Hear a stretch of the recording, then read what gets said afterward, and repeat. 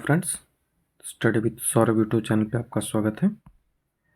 जैसा कि आप जान रहे हैं कि हम लोग पटना हाई कोर्ट असिस्टेंट की तैयारी कर रहे हैं, उसी कड़ी में हम लोग अभी प्रीवियस ईयर क्वेश्चंस को देख रहे हैं, जिससे हमें ये अनुमान लग सके कि किस तरह के प्रश्न जो आने वाले जो असिस्टेंट के एग्ज़ाम जो कि 30 मार्च को 30 अप्रैल को संभावित है, तो वो उसमें कैसे क्वेश्चंस आएंगे। इसका सबसे बेस्ट तरीका होता है कि हम प्रीवियस ईयर को देखें कि आयोग किस तरह के क्वेश्चंस जो डिफरेंट एग्ज़ाम्स होते हैं उसमें पूछ रहे हैं। तो पटना हाई कोर्ट असिस्टेंट के द्वारा जितने भी एग्ज़ाम्स लिए गए हैं हाल ही में 2018, 19, 20, 21, 22, तो उनके हम क्वेश्चंस को धीरे धीरे देखने का प्रयास कर रहे हैं। तो इस कड़ी में मैंने अभी तक लगभग 4 जो क्वेश्चंस हैं 2022 के और 2023 के एग्ज़ाम्स के, वो मैंने अपलोड कर दिए हैं। जैसे ट्रांसलेटर हो गया, और जैसे कंप्यूटर ऑपरेटर हो गया, और ये स्टेनोग्राफर का ये पार्ट 2 है जो शिफ्ट 2 हुआ था 30 अप्रैल को, उसका है। इसके बाद एक और शिफ्ट 3 भी इसी एग्ज़ाम का हुआ है, वो हम अगले वीडियोज़ में देखेंगे। तो जो आप जानते हैं कि प्रीवियस ईयर है वो कितना महत्वपूर्ण है आपकी तैयारी में। एक जो स्ट्रैटेजी आपकी होती है वो बनाने के लिए, क्योंकि बिना प्रीवियस ईयर को देखे आप अपनी स्ट्रैटेजी नहीं बना सकते हो। तो चलिए देखते हैं कि इनमें हमको क्या क्या सीखने को मिलता है। जैसा कि आप यहाँ पे देख सकते हैं कि जो इंग्लिश से इसमें 30 सवाल रहेंगे और कंप्यूटर से 20 सवाल होंगे। तो जो कंप्यूटर और इंग्लिश का सेक्शन है वो इसका अनुमान इससे लग सकता है। मैंने जो पेपर देखा है उससे ये पता चला है कि जो इंग्लिश का पेपर है वो इसमें आसान दिया गया है। तो इससे तो ऊपर ही असिस्टेंट का पेपर रहेगा इंग्लिश का। इससे मैं बहुत ज़्यादा ऊपर रहेगा, क्योंकि ये एकदम हल्का सवाल है जो मैंने आकलन किया है उसके हिसाब से। अब आपको कैसा लगता है आप कमेंट में बता सकते हैं कि ये इजी पेपर है या हार्ड। तो यदि आपको वीडियो अच्छा लगता हो तो आप हमारे चैनल को सब्सक्राइब कर लें, वीडियो को लाइक शेयर कमेंट जरूर कर लें, और अपने दोस्तों को हमारे चैनल के बारे में ज़रूर बता दें। आपके जितने भी ग्रुप्स हैं हमारे जो वीडियोस और चैनल का लिंक ज़रूर शेयर कर दें, जिससे जो स्टूडेंट्स हैं जो पटना हाई कोर्ट असिस्टेंट की तैयारी कर रहे हैं उनको फ़ायदा मिल सके। क्योंकि हमारा जो कंटेंट है वो मैं बेस्ट लाने की कोशिश करता हूँ। और यदि आप जो हमारा टेलीग्राम है उससे जुड़ सकते हैं, क्योंकि यहाँ पे मैं जो पीडीएफ्स होते हैं वो अपलोड करता रहता हूँ, और जो हमारे जो मेंस के क्वेश्चंस होते हैं वो मैं यहीं डालता हूँ। अभी 3-4 दिनों से नहीं डाल पा रहा हूँ, क्योंकि घर में थोड़ा बिजी माहौल था, और उसके बाद जो स्टूडेंट्स हैं उनका सीजीएल का एग्ज़ाम आ चुका है कई स्टूडेंट का। इस कारण से उन्होंने ग्रुप में बोला था कि अभी कुछ देर बाद ही जो मेंस है उसकी जो क्वेश्चंस को डालें, तो इस कारण से अभी क्वेश्चंस नहीं आ रहे हैं। मैं कुछ दिनों बाद क्वेश्चन जानने की जो स्टार्ट कर दूंगा, तो आप टेलीग्राम चैनल से ज़रूर जुड़ जाएं। तो चलिए पहला क्वेश्चन है उससे वीडियो की शुरुआत करते हैं। इसमें बोला है कि जो आपको डायरेक्ट स्पीच में बदलना है, ठीक है। एक सेंटेंस दिया हुआ है जो इनडायरेक्ट स्पीच में है उसको डायरेक्ट स्पीच में आपको बदलना है। तो यहाँ पे सेंटेंस है कि the man told the boy to catch the ball. तो इसका इनडायरेक्ट है, तो आप यहाँ देखेंगे कि सारे ऑप्शन है वो सेम है। यहाँ खेल क्या है, तो खेल है यहाँ इन्वर्टेड कॉमा का, ठीक है। आपने जब नरेशन पढ़ा होगा तो आप जानते हो कि डबल इन्वर्टेड कॉमा लगता है और दोनों तरफ से लगता है, ठीक है। तो यहाँ देखें ऑप्शन कौन सा है जिसमें डबल इन्वर्टेड कॉमा है और दोनों तरफ से है, तो वो ऑप्शन ए ही बनता है जिसमें डबल इन्वर्टेड कॉमा है। देखिए कैच द बॉल, और वो भी दोनों तरफ से ही डबल इन्वर्टेड कॉमा है, तो इसलिए इसका ऑप्शन बनेगा ए। जो नेक्स्ट सवाल है वो कॉमन एरर है। तो इसमें 4 पार्ट दिए गए हैं, इसमें कौन सा एरर है, तो देखिए tomorrow by this time I will be play the final match. यदि आप इंग्लिश थोड़े से भी पढ़ते होंगे तो ये यहाँ पे बी जो लगा हुआ है ये गलत है, तो हमारा कौन सा ऑप्शन बनेगा, option number B. I will be play नहीं होगा, आई विल प्ले। नेक्स्ट सवाल स्पेलिंग से है। करेक्ट स्पेलिंग इसमें सूटेबल है, उसका करेक्ट स्पेलिंग आपको बताना है। तो सूटेबल का करेक्ट स्पेलिंग क्या होता है, तो SUITABLE। तो कौन सा ऑप्शन है, तो ये ऑप्शन नंबर ए है इसका, SUITABLE सूटेबल। आप हमारा चैनल के कंटेंट को देख सकते हैं किस तरह से हम जो पटना हाई कोर्ट असिस्टेंट है उसकी तैयारी की ओर बढ़ रहे हैं। इसमें हम प्री और मेंस दोनों की तैयारी एक साथ कर रहे हैं। जो मेंस है उसकी कड़ी में मैंने जो इंग्लिश के जितने भी थ्योरीज पार्ट हैं उनको कंप्लीट कर लिया है मेंस के लिए, और जो हिंदी है उसको कुछ दिनों में मैं स्टार्ट करूँगा। तो आप मेरे कंटेंट को देख सकते हैं, और यदि आपको हमारा कंटेंट जो है वो पसंद आ रहा है तो आप चैनल को सब्सक्राइब करना ना भूलें। चलिए क्वेश्चन की शुरुआत करते हैं। तो हमारा जो चौथा सवाल है वो है कि जो वन वर्ड सब्स्टिट्यूशन आपको दिया गया है, ठीक है, वो OWS दिया गया है। तो यहाँ कौन सा है, तो centre of the public attention, ठीक है। जो जितने भी पब्लिक हैं, जितने भी लोग हैं, उनका अटेंशन जब किसी व्यक्ति को मिलता है तो वो उसको बोलते हैं कि वो लाइमलाइट में है। आप इसे सुने होंगे लाइमलाइट शब्द, तो इसका ऑप्शन बनेगा बी। नेक्स्ट सवाल है वो भी करेक्ट स्पेल्ड सही है। तो आप स्पेलिंग पे ध्यान दें कि स्पेलिंग से लगभग 5 सवाल आपको मिलेंगे। आपके जो 25 क्वेश्चन इंग्लिश के पूछे जाएंगे उसमें जो स्पेलिंग है उससे ही 5 सवाल देखने को आपको मिलेंगे। तो स्पेलिंग पे आप ध्यान दें, और जब भी रीडिंग दें तो स्पेलिंग को ध्यान देकर ही रीडिंग दें। तो इसमें कौन सा करेक्ट स्पेल है, तो ये ऑप्शन नंबर ए है, लाफ्टर, ये सही है, LAUGHTER, लाफ्टर। जो नेक्स्ट सवाल है वो है कि अंडरलाइन जो शब्द किया गया है उसका आपको एंटोनिम बनाना है। तो टाइटली एकदम आसान है, तो टाइटली का कौन सा होगा आप देख लें। तो ये ऑप्शन नंबर ए होगा, लूजली, एकदम आसान सा सवाल है। जो नेक्स्ट सवाल है वो फिल इन द ब्लैंक्स है कि सी खाली स्थान lifted the baby in her arms, ठीक है। तो यहाँ पे क्या होगा, लाउडली, जेंटली, नॉइजली या ट्रुथफुली। तो आप आसानी से कर सकते हैं कि यहाँ पे जेंटली ही होगा। तो ऑप्शन नंबर बी एकदम आसान सा। जो नेक्स्ट सवाल है वो भी फिल इन द ब्लैंक्स ही है। तो इसमें दिया गया है कि we cannot look over his blank behaviour. तो उसके क्या जो किसके जो उसका कैसा बिहेवियर जिसको हम लुक ऑफ ओवरलुक मतलब अनदेखा नहीं कर सकते हैं। तो उसका quick behaviour, impolite behaviour, steep behaviour या स्ट्रॉन्ग। तो आप आसानी से निकाल सकते हैं कि इम्पोलाइट बिहेवियर, उसका जो इम्पोलाइट बिहेवियर है, आदर किसी को नहीं करना, तो उसे पोलाइट कहते हैं। और जब आदर किसी को किया जाता है तो उसे पोलाइट बोलते हैं, और नहीं करता है तो इम्पोलाइट बोलते हैं। तो यहाँ पे इम्पोलाइट आंसर होगा ऑप्शन नंबर बी। जो नेक्स्ट सवाल है वो करेक्ट स्पेलिंग से है। मैं कह रहा हूँ कि 5 सवाल आपको आएंगे तो इसको ध्यान रखना है। ये जब आप रीडिंग देंगे तो स्पेलिंग को ध्यान में देके पढ़ें, तो आपकी स्पेलिंग जो है वो धीरे धीरे अच्छी होती जाएगी। तो इसका ऑप्शन जो है वो कौन सा है, तो ट्रैवल का आपको खोजना है। ट्रैवल जो लिखा हुआ है उसका ऑप्शन लिखना है। तो ऑप्शन नंबर डी इसका सही बनेगा, TRAVELLED,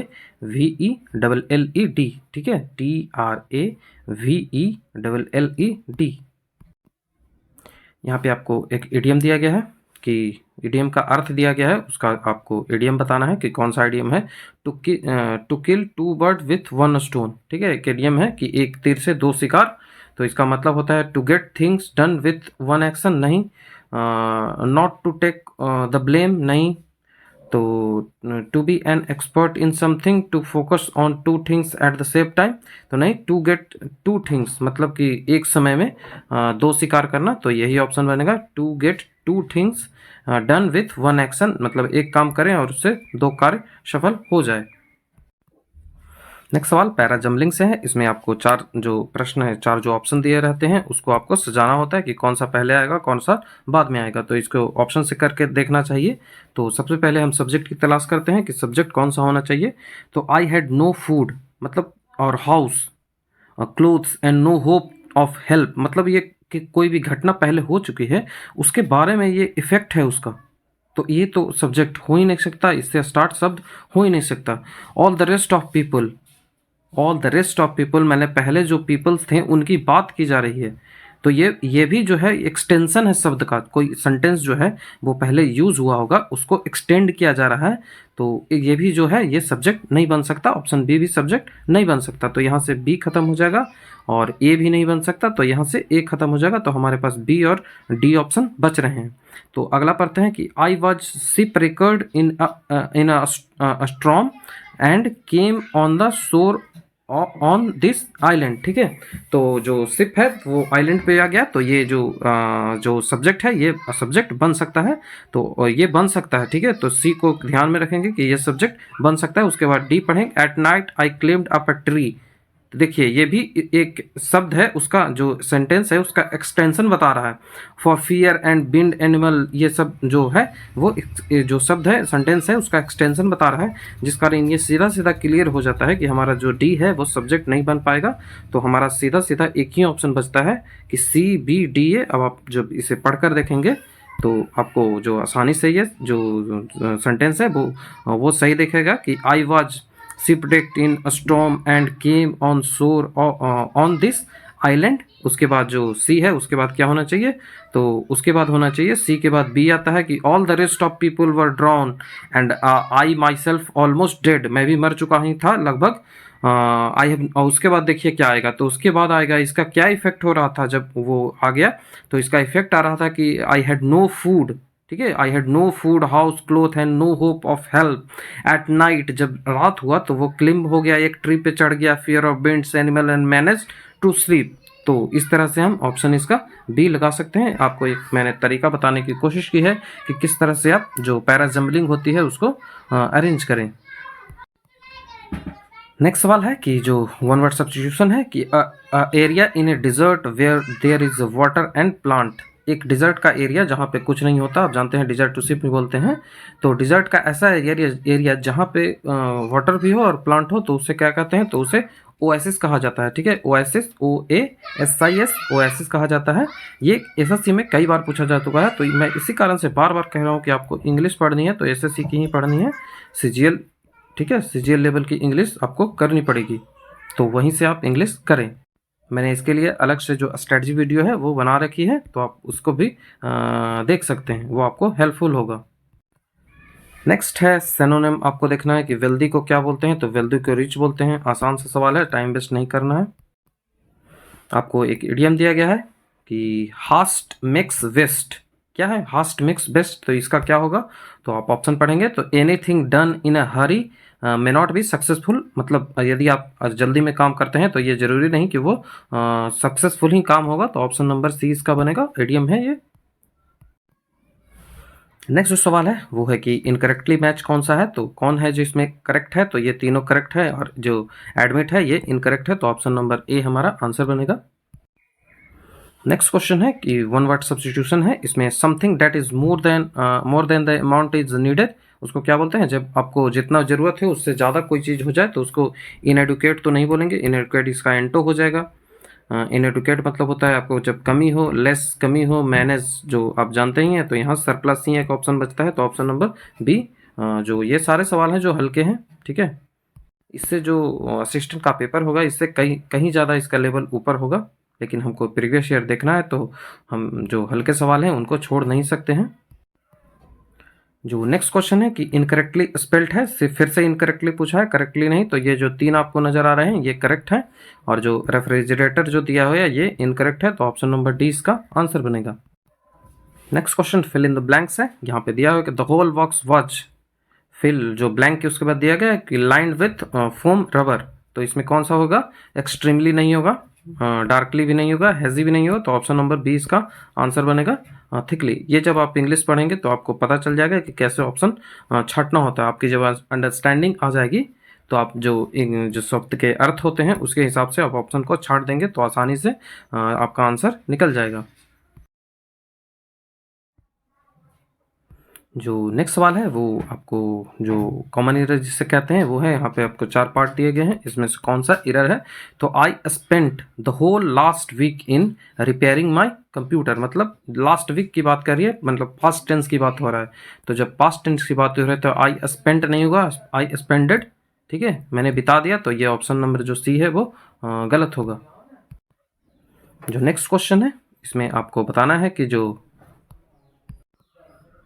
अंडरलाइन किया हुआ है उसका आपको जो उसको अंडरलाइन जो पार्ट है उसको आपको इडियम है ये, तो इसका आपको अर्थ बताना है कि और इसका अर्थ क्या होना चाहिए, तो पढ़ेंगे कि his father will definitely support him, उसको सपोर्ट करेगा उसके पिता, क्यों, after all family relationship are stronger than other, ठीक है, ये फ्रेज है, तो इसका आपको अर्थ बताना है, तो इसका होता है option number C, blood is thicker than water, ये इडियम है और इसका जो अर्थ है ये यही होता है। नेक्स्ट है फिल इन द ब्लैंक्स है, इसको जब पढ़ेंगे कि I rode the bike through over through of, तो ओवर तो नहीं होगा और ऑफ ऑफ भी नहीं होगा, तो थ्रू से स्टार्ट होगा, तो I rode the bike through the village, ठीक है, थ्रू द विलेज, तो ये दोनों अभी चलेगा, through the village and went the field, went over, over तो नहीं होगा, तो वेंट टुवर्ड्स होगा, की ओर, किसकी ओर गया, फील्ड की ओर गया, तो ऑप्शन नंबर ए इसका सही आंसर होगा। जो एंटोनिम आपको बताना है मेल्ट का, किसी चीज़ को मेल्ट करते हैं मतलब पिघला देते हैं उसको, तो फ्रिज यहाँ ऑप्शन होगा, आसान सा सवाल है। टाइम वेस्ट ना करेंगे। नेक्स्ट जो सवाल है वो करेक्टली स्पेल्ड आपको वर्ड चूज करना है। मैं बार बार कह रहा हूँ कि 5 सवाल आपको आएंगे। तो यहाँ पे जो यूनिक है वो करेक्ट लिखा हुआ है, UNIQUE, यूनिक। ये कॉमन ईरर का सवाल है। इसमें जो सेंटेंस है वो है कि every day I living the house at 8 in the morning। ठीक है, तो यहाँ पे आप पढ़ेंगे, जैसे ही आपको पता चल जाएगा कि यहाँ लिविंग ना होके लीव होगा। ठीक है, तो every day I leave the house at 8 in the morning। तो ये हमारा जो ऑप्शन बनेगा वो कौन सा बनेगा, तो कहाँ पे लिविंग है, तो ऑप्शन नंबर डी। ठीक है, ऑप्शन नंबर डी इसका आंसर बनेगा। जो नेक्स्ट सवाल है वो इम्प्रूवमेंट है। यहाँ पे इम्प्रूव करना है कि वर यू डिड। ठीक है, ये आपको गलत लग रहा होगा, इसको इम्प्रूव करना है। व्हाट वर यू डूइंग, ये हो सकता है। ठीक है, व्हाट वर यू डूइंग, तो ये हो सकता है। व्हाट वाज यू डूइंग, ये नहीं होगा। ठीक है, what will you doing my office yesterday की बात कर रहे हैं, मतलब पास्ट होना चाहिए, तो वाज होगा। वाज हो सकता है और वर भी हो सकता है, लेकिन विल और आर नहीं होगा। तो यहाँ पे वाज और वर में आप चूज करेंगे, तो यहाँ पे जब यू दिया हुआ है तो यू के साथ तो वर तो नहीं वाज तो नहीं लगा, तो यू के साथ वर लगेगा, तो ऑप्शन नंबर ए हमारा आंसर बनेगा। जो नेक्स्ट सवाल है वो फिल इन द ब्लैंक्स है कि I heard a blank cry for help. ठीक है, तो लेजी क्राई नहीं होगा, रैपिड नहीं होगा, फास्ट नहीं होगा, सडन होगा। अचानक से मैंने एक हेल्प के लिए आवाज़ सुनी चिल्लाने की। नेक्स्ट सवाल है, आपको करेक्टली स्पेल्ड मीनिंग चूज करना है कि कौन सा यहाँ पे करेक्ट लिखा हुआ है, तो ऑप्शन नंबर डी है जो करेक्ट है, क्विकली। ठीक है, क्विकली करेक्ट स्पेलिंग है। जो नेक्स्ट सवाल है वो आपको यहाँ पे फिल इन द ब्लैंक्स है। इसमें आपको होमोफोन्स दिए गए हैं, जिसके जो अर्थ होते हैं, जो साउंड होते हैं वो एक तरह से आएंगे और उसके जो अर्थ होते हैं वो डिफरेंस होते हैं। तो यहाँ पे देखिए कि I speak loudly I can not here, मतलब सुनने वाला होना चाहिए। तो हियर का स्पेलिंग कौन सा होता है, तो ऑप्शन नंबर बी होता है, HER। ये हेयर हो गया बाल, और ये हेयर जो होता है वो नज़दीक जो होता है वहाँ का होता है। फिल इन द ब्लैंक्स है, आसान सा सवाल है कि what is the difference between होता है। आप सभी जानते हैं डिफरेंस बिटवीन प्रपोजिशन लेता है। नेक्स्ट सवाल है, यहाँ पे इम्प्रूवमेंट कर रहा है कि जो हेड वर्क है वहाँ पे क्या होना चाहिए। यहाँ पे इम्प्रूवमेंट आपको करता है, तो mister David had work in this office for 10 years। मतलब कि पहले ये, यदि आप ये प्रेजेंट को माने, ये प्रेजेंट है। ठीक है, तो ये फ्यूचर होगा और ये पास्ट होगा। ये टाइम ग्राफ है, तो यदि कोई घटना जो हो वो पास्ट से चलकर प्रेजेंट तक आती रही तो आप उसके लिए हैव बीन का यूज किया जाता है या हैज़ बीन का यूज किया जाता है। तो यहाँ पे मिस्टर डेविड जो है जो सिंगुलर है, तो इसके लिए हैज़ बीन का यूज किया जाएगा। तो ऑप्शन नंबर सी इसका आंसर बनेगा कि mister David has been working in this office for 10 years। हमने जो इंग्लिश है उसके 30 सवालों को ख़त्म कर लिया। उसके बाद जो कंप्यूटर के 20 सवाल बचे हैं उनको चलिए देख लेते हैं जल्दी जल्दी से। तो हमारा जो पहला सवाल है वो MS एक्सेल के फार्मूला से है। MS एक्सेल में जो फार्मूला का एंट्री होता है वो बराबर साइन के बाद ही होता है, इक्वल टू का साइन दिया जाता है, उसके बाद ही फार्मूला लिखा जाता है। तो यहाँ पे फ्लोर फार्मूला दिया गया है। कई सारे फार्मूला होते हैं जिसमें फ्लोर, सेलिंग, राउंड अप, कई सारे होते हैं। तो इसमें आपको फार्मूला पूछा गया है। तो फार्मूला जो है ये, उसके बाद जो ब्रैकेट है वो दिया हुआ है, उसके बाद पूछा जा रहा है कि 282,25। ठीक है, तो इसमें जो फ्लोर है उसमें आपको ये सेलिंग याद रखें और फ्लोर यहाँ पे जो दिया गया है। तो दो चीज़ों को मैं डिस्कस कर लूँ कि फ्लोर और सेलिंग दो चीज़ होती है। तो जो फ्लोर होता है उसमें होता है कि 282 जो दिया है तो 25 का मल्टीपल आप ढूंढेंगे। ठीक है, फ्लोर में क्या करेंगे, तो आपको 25 यहाँ पे दिया गया है, तो आप 25 का मल्टीपल ढूंढेंगे। और कौन सा मल्टीपल ढूंढेंगे, तो जो फ्लोर में होता है कि जो छोटा हो। फ्लोर क्या होता है, तो फ्लोर नीचे होता है, तो 282 से छोटा जो खोजें, जो 25 का मल्टीपल हो वो 282 से छोटा हो, तो वो कौन सा है, 240 नहीं है। तो 25 का यहाँ पे एक तो दो ही मल्टीपल है ही, तो सबसे छोटा कौन है, तो ये वाला है जो नियरेस्ट है। ठीक है, नियरेस्ट है 275, तो ऑप्शन नंबर डी इसका बनेगा आंसर। वहीं जब आपको सेलिंग पूछा जाए, ठीक है, आपको जो सेलिंग यदि पूछ दिया जाए कि सेलिंग क्या होता है इसका, इसी का यदि सेलिंग पूछ दिया जाए तो आपको सेलिंग क्या होगा, तो आप सेलिंग 300 बताएंगे।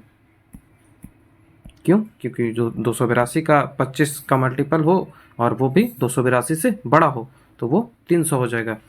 कि आई होप आपको ये फार्मूला समझ में आएगा। ये कई सारे फार्मूले जो होते हैं, यदि आप कहेंगे, यदि आप कमेंट में बताएंगे तो हम जो फुल फार्मूला होता है, जो सेलिंग का, राउंड अप का, एम राउंड, एस राउंड, कई सारे होते हैं फार्मूलेज एमएस एक्सेल के, तो वो मैं कर दूंगा। एवरेज का, यह सारे फार्मूला हमेशा पूछे जाते हैं, तो उनका मैं एक अलग से वीडियोज़ बना दूंगा यदि आप कमेंट में बताएंगे। जो नेक्स्ट क्वेश्चन है वो नेटवर्क से है। आप जानते हैं कि जो कई सारे नेटवर्क होते हैं, जैसे पैन हो गया, पर्सनल एरिया नेटवर्क, लैन हो गया, जो लोकल एरिया नेटवर्क, मैन हो गया, जो मेट्रोपॉलिटन एरिया नेटवर्क, ऐसे कई सारे नेटवर्क होते हैं। तो उन्हीं से ये सवाल है कि which of the following network restrict a single person, ठीक है, a single person date is communication between the computer device is centred only on an individuals workplace. तो ये सिर्फ सिंगल पर्सन की बात कर रही है, तो वो पैन होगा, पर्सनल एरिया नेटवर्क। तो ऑप्शन नंबर सी इसका आंसर बनेगा। कंप्यूटर के लिए मैंने पहले ही आपको स्ट्रैटेजी है वो बता दी है कि किस तरह से आप कंप्यूटर करेंगे। वो यदि वो वैसे ही आप तैयारी कर लेते हैं कंप्यूटर की, तो जो आपके 10 क्वेश्चन दिए गए हैं उनमें आप 10 में से 9 तो कर ही लेंगे, और जो थोड़ी अच्छे से फिर तैयारी कर लेंगे वो 10 में से 10 कर सकते हैं, क्योंकि कंप्यूटर हल्के लेवल के पूछे जाएंगे। आपकी जो प्रैक्टिस, यदि प्रैक्टिकल आप कर लेंगे कंप्यूटर पर, तो वो आसान होगा। यदि थ्योरी के साथ आपका प्रैक्टिकल भी हो जाए, तो जिनके जिनके पास कंप्यूटर है वो तो 10 में 10 कर ही लेंगे। जो नेक्स्ट सवाल है वो कि which of the following is a collection of website और वेब पेज। वो कौन सा इसमें से है जिसमें जिसमें कलेक्शन होता है वेबसाइट का या वेब पेज का, स्टोर करता है, जो कि web service and connected to the local computer through the internet, जो इंटरनेट के द्वारा लोकल कंप्यूटर से कनेक्ट होता है। वहीं पे आपका जो जितने सारे कलेक्शन वेबसाइट के होते हैं, वेब पेजेस के होते हैं, वो अवेलेबल होते हैं। तो वो कहाँ होते हैं? तो वो वर्ल्ड वाइड वेब पे होते हैं, www पे, जिसके जो टिम बर्नर्स-ली है वो इसके इन्वेंशन किया था। जो नेक्स्ट सवाल है वो है कि one of the process from the ready state will be chosen by the OS depending upon the scheduling algorithm and placed in blank state for execution. तो इसमें जो ऑप्शन है वो ए बनेगा, रनिंग। जो रनिंग स्टेट में यदि एग्जीक्यूशन किया जाए तो वो जो प्रोसेस होगा ready state will be chosen by the OS depending upon the scheduling algorithm and placed in running state for execution. तो यहाँ पे जो ऑप्शन बनेगा वो रनिंग बनेगा। जो नेक्स्ट सवाल है वो है कि कौन सा प्रोसेसर है वो डिटरमाइन करता है कि कौन सा प्रोसेस आप चलाएंगे सीपीयू में, कौन सा प्रोसेस एग्जीक्यूट होगा और कौन सा जो प्रोसेस है वो होल्ड पे रहेगा। तो ये डिटरमाइन जो करता है ऑपरेटिंग सिस्टम में, उसको क्या कहा जाता है? तो उसे सीपीयू शेड्यूलिंग कहा जाता है। CPU scheduling, option number D.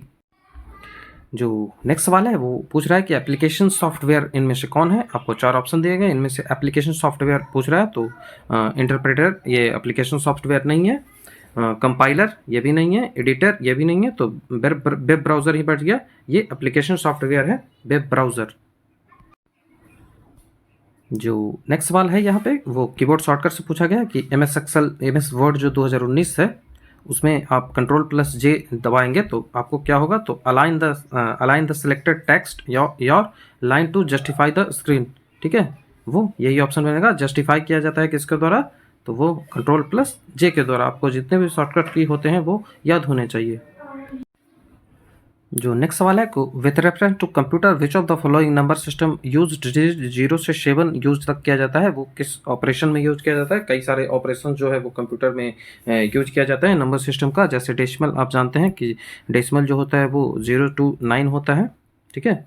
जो डेसिमल होता है वो 0 to 9 होता है। जो आपको यदि हेक्सागोनल बोला जाए, जो हेक्साडेसिमल है, जो ऑप्शन नंबर बी है, हेक्साडेसिमल कितने तक होता है? तो हेक्साडेसिमल में 16 अंक होते हैं, 16 डिजिट आपको इसमें मिलेंगे। तो 16 कैसे होते हैं? तो 16 होते हैं आपको 0 से लेकर सबसे पहले तो आपको 9 तक होता है, उसके बाद A से लेके F तक होता है। तो आपको 16 डिजिट हेक्साडेसिमल में मिलेंगे। बाइनरी में 2 डिजिट मिलते हैं, 0 और 1, ठीक है। और जो ऑक्टल होता है, ऑक्टल में मिलते हैं 0 से 7 के बीच में। तो हमारा ऑप्शन ऑक्टल बनेगा, ऑप्शन नंबर डी। ये कई सारे जो होते हैं उनको आपको जो मैंने बता दिया, इन्हें नोट कर लें और याद कर लें, क्योंकि हर बार ये एग्जाम में पूछे जाते हैं। नेक्स्ट क्वेश्चन है कि गूगल क्रोम में यदि आपको सारा जो टेक्स्ट है उसे आपको सेलेक्ट करना है, एवरीथिंग जो सेलेक्ट है उसको सभी को सेलेक्ट करना है, तो आपको Ctrl+A दबाना होगा, option number D, Ctrl+A। Next question जो है वो है कि जो MS वर्ड 2016 है उसमें आपको जो डिफ़ॉल्ट फ़ॉन्ट दिया जाता है, जो लेटर लिखने का तरीका है वो कैसा होता है? तो वो कैलिबर होता है। कई बार पूछा गया है एग्ज़ामों में, वो कैलिबर होता है। ये जो फ़ॉन्ट आपको लिखा हुआ दिख रहा है, जो मैंने टाइप किया है, तो वो एरियल में है। किसमें है? एरियल में है। नेक्स्ट क्वेश्चन है कि वो विच ऑफ द फॉलोइंग जो है वो सिक्योरिटी टूल है? कंप्यूटर में जो नेटवर्किंग होता है उसमें सिक्योरिटी टूल के रूप में इनमें से किनका इस्तेमाल किया जाता है? तो वो ऑप्शन नंबर वी को किया जाता है, वायर शेकर। ठीक है, वायर शार्क। ठीक है, वायर शार्क का किया जाता है, वो ऑप्शन नंबर ए है। जो कंप्यूटर नेटवर्क होता है उसके जो एलिमेंट्स होते हैं प्रोटोकॉल के, उसमें कौन सा जो की एलिमेंट नहीं है, महत्वपूर्ण एलिमेंट नहीं है, इनमें से कौन सा है जो की प्रोटोकॉल नहीं है? तो जो आपको ऊपर के तीनों ऑप्शन दिख रहे हैं ये की एलिमेंट है, ये होने ही चाहिए। लेकिन जो कार्डिनैलिटी है, कार्डिनैलिटी ऑप्शन नंबर डी, ये आपका आंसर बनेगा। ये हो या ना हो कोई फ़र्क नहीं पड़ता है, लेकिन जो ऊपर के तीन ऑप्शन हैं ये होने चाहिए। जो सॉफ्टवेयर है उसको दो पार्टों में बांटा जाता है। आपने यदि कंप्यूटर पढ़ा होगा तो आप जानते होंगे उसको। जो दो पार्टों में बांटा है तो वो दो पार्ट्स कौन कौन से होते हैं? तो वो होते हैं सिस्टम सॉफ्टवेयर और एप्लीकेशन सॉफ्टवेयर। तो ऑप्शन नंबर डी हमारा आंसर बनेगा, जो system software and application software. जो नेक्स्ट सवाल है वो है कि CMOS, कमोस एक सेमीकंडक्टर टेक्नोलॉजी है, जो कि जो कंप्यूटर चिप होता है, माइक्रो चिप, उसे बनाने में इस्तेमाल आजकल किया जाता है। तो ये आपको कमोस का फुल फॉर्म पूछ रहा है कि क्या होगा? तो ये होगा complementary metal oxide semiconductor, option number B, complementary metal oxide semiconductor. आपको जो फुल फॉर्म्स भी इंपॉर्टेंट होते हैं वो भी आपको याद करने पड़ेंगे। जो नेक्स्ट सवाल है वो MS जो पावर पॉइंट 2019 है उससे सवाल पूछा गया है कि स्मार्ट आर्ट जो ऑप्शन होता है वो इंसर्ट टैब में आपको कहाँ पे मिलेगा? ठीक है, तो इंसर्ट टैब में जो इलस्ट्रेशन होता है वहाँ पे आपको ये मिल जाएगा। ये आप जब प्रैक्टिकल करेंगे तो भी आप ऐसे सवालों को हल कर सकते हैं। तो इसे मैं टफ मानूंगा यदि किसी ने प्रैक्टिस नहीं किया होगा, प्रैक्टिकल कंप्यूटर पे नहीं किया होगा। लेकिन आप जानते हैं कि आपके जो एग्ज़ाम है उसमें CBT दिया गया और उसमें MS एक्सेल और MS जो वर्ड है उसका जो CBT उस पर लिया जाएगा। तो उसके लिए आपको कंप्यूटर जो है वो हल्का फुल्का आना ही चाहिए। तो आप जब उतना सीखेंगे तो ये सवाल जो आप आसानी से कर सकते हैं। जो नेक्स्ट क्वेश्चन है वो पूछ रहा है कि निम्न में से ऐसा कौन सा है जो एक सिचुएशन जब होता है, जो एक सिचुएशन में each of the computer process wait for the resource which is being assigned with some another process in any operating system. तो जो सिचुएशन, एक ऐसा सिचुएशन जिसमें जो सारे जो कंप्यूटर्स प्रोसेस करते हैं वो वेट करते हैं रिसोर्सेज के लिए, जो कि असाइंड होता है एक अनदर प्रोसेस से इन एनी ऑपरेटिंग सिस्टम, उसको क्या बोलते हैं? तो वो डेडलॉक कहा जाता है, ऑप्शन नंबर बी, डेडलॉक। जो नेक्स्ट सवाल है वो ट्रू फॉल्स है स्टेटमेंट। तो पहला स्टेटमेंट है कि the hardware and software of a computer are independent from each other. तो ये गलत है, ये इंडिपेंडेंट नहीं है, ये एक दूसरे से जुड़े होते हैं। जो नेक्स्ट क्वेश्चन है कि वो hardware development in initially expensive. जो शुरू में हार्डवेयर बनाया जाता था वो एक्सपेंसिव होता था, कॉस्टली होता था, but after that there are no expenses. तो ये सही है। तो जो ट्रू है वो सेकंड है। तो सेकंड ट्रू कहाँ आता है? तो सेकंड ट्रू यहाँ आता है और पहला जो है वो फॉल्स है। तो ऑप्शन नंबर डी इसका आंसर बनेगा। नेक्स्ट क्वेश्चन है कि फर्स्ट जनरेशन कंप्यूटर इनमें से कौन सा है? तो वो इडवैक है, इडवैक, ऑप्शन नंबर सी। कई बार एग्जामों में ये SSC के पूछा गया है, इडवैक। जो इंटरनेट की स्पीड होती है उसे मेजर किया जाता है BPS में। ठीक है, तो BPS का आपको फुल फॉर्म बताना है कि क्या होता है। तो वो बीट पर सेकंड होता है, ऑप्शन नंबर ए, बिट्स पर सेकंड। ठीक है, बिट्स पर सेकंड। जो नेक्स्ट सवाल है वो है कि इसमें जो विच of the following internet protocol जो है अलाउ करता है आपको असेस डाटा, जो डाटा को है वो असेस करने में वर्ल्ड वाइड वेब पे। तो वो HTTP करता है, हाइपर टेक्स्ट ट्रांसफर प्रोटोकॉल, जो ऑप्शन नंबर सी। तो हमने जो आपके जो जितने भी 50 सवाल थे, 30 इंग्लिश के और 20 कंप्यूटर के, उनको एक सरसरी नज़र से निगाहों से देखा। ज़्यादा मैंने एक्सप्लेनेशन की कोशिश नहीं की है, क्योंकि इससे वीडियोस लंबे हो जाएंगे और वो टाइम वेस्ट होगा। क्योंकि आपको एक बार आपको देख के सिर्फ अनुमान लगाना है कि किस तरह के प्रश्न आ रहे हैं, तो इसमें एक्सप्लेनेशन की कोई ज़रूरत नहीं पड़ती है। तो हमने देख लिया, आपको वीडियो कैसा लगा हो और आपको जो लेवल है एग्ज़ाम का वो कैसा लग रहा हो, तो वो आप कमेंट में बताएँ कि कैसा एग्ज़ाम का लेवल लगा है। यदि आपको वीडियो अच्छा लगा हो तो आप हमारे चैनल को सब्सक्राइब कर लें, वीडियो को लाइक, शेयर, कमेंट ज़रूर करें और अपने दोस्तों को हमारे चैनल के बारे में बताएँ और हमारा कंटेंट पसंद आ रहा है तो सब्सक्राइब करना एकदम ना भूलें। टेलीग्राम चैनल से जुड़ जाएँ, लिंक डिस्क्रिप्शन में दे दिया गया है। जो जितने भी प्रैक्टिस होते हैं वो यहीं पे होते हैं, तो इस कारण से आप टेलीग्राम चैनल से जुड़ना ना भूलें। Thank you.